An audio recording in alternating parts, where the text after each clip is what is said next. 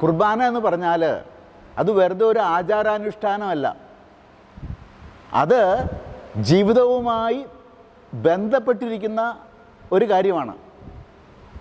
സാധാരണ കൊച്ചുകുട്ടികൾക്ക് അമ്മമാർ ഭക്ഷണമൊക്കെ കൊടുത്ത് പറഞ്ഞയക്കില്ലേ സ്കൂളിലേക്ക്, അതുപോലെ ഈശോ പള്ളിയിലേക്ക് വിളിച്ചു വരുത്തി തൻ്റെ ശരീരവും രക്തവുമാകുന്ന ടോണിക്കും മരുന്നും തന്ന് നമ്മളെ ശക്തിപ്പെടുത്തി കണ്ണ് തുറപ്പിച്ച് പറഞ്ഞയക്കുകയാണ് ഒരു ജോലിക്ക് വേണ്ടിയിട്ട്.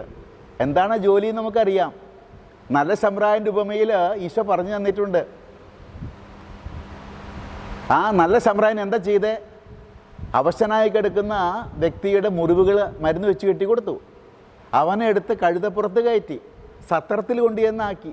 വേണ്ട കാശ് അവന് ആ സത്രക്കാരന് കൊടുത്തു. തന്നെയല്ല, ഇനി വേണമെങ്കിൽ തിരിച്ചു വരുമ്പോൾ തരാമെന്നും പറഞ്ഞു. കണ്ടോ, ഇതാണ് ബലിജീവിതം. അതിനായിട്ട് എൻ്റെ മസിൽ ഉറപ്പിച്ച് വിടുന്ന കുദാശയാണ് കുർബാന എന്ന കുദാശ.